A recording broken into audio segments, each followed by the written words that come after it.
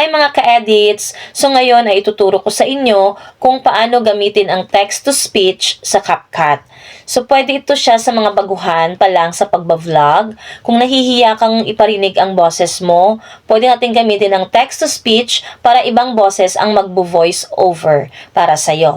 Punta lang tayo sa CapCut, New Project, at i-add lang natin yung video na gusto nating lagyan ng voiceover. Huwag nating kalimutan na iset ang ating aspect ratio sa 9.16 kasi yan po ang standard sa Reels. And then, pindutin natin ang text, tapos add text, at pwede nating i-type dyan ang gusto nating sabihin sa ating video. Ang text-to-speech pala ay nakakatulong din ito kung halimbawa, maingay ang paligid mo, may nagbi-videoke, so pwede mong gamitan ng text-to-speech para hindi ka makopyright or para walang mga istorbo sa pagre-record. Pagtapos ka nang mag-type, pinutin lang ang check, tapos i-drag lang natin yung text pababa at paliitin lang natin para hindi makita.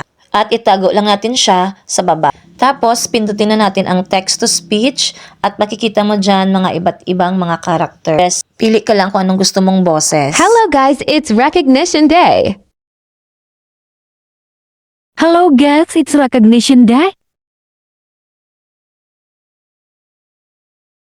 Hello guys, it's Recognition Day. Hello guys, it's Recognition Day. So, ayan nga, maraming pagpipilian. Kung naka-pro ka, pwede kang gawang boses dyan. Pero dahil libre lang tayo, yung Jessie na voice ang pinindot ko. So, hintayin lang natin na mag-generate yung speech. Hello guys, At it's ayan na nga. Recognition Day. Hello guys, it's Recognition Day. So, yun lang ang gagawin. Tapos, mag-add text ka naman ulit kung ano naman ang gusto mong sabihin. And then, text-to-speech, the same process lang hanggang matapos mo ang video mo. Tapos, pag okay na, pwede na nating i-export yan. Kung nakatulong ang video ito sa'yo, pa-share naman po para makatulong din sa iba. Love lots, moi!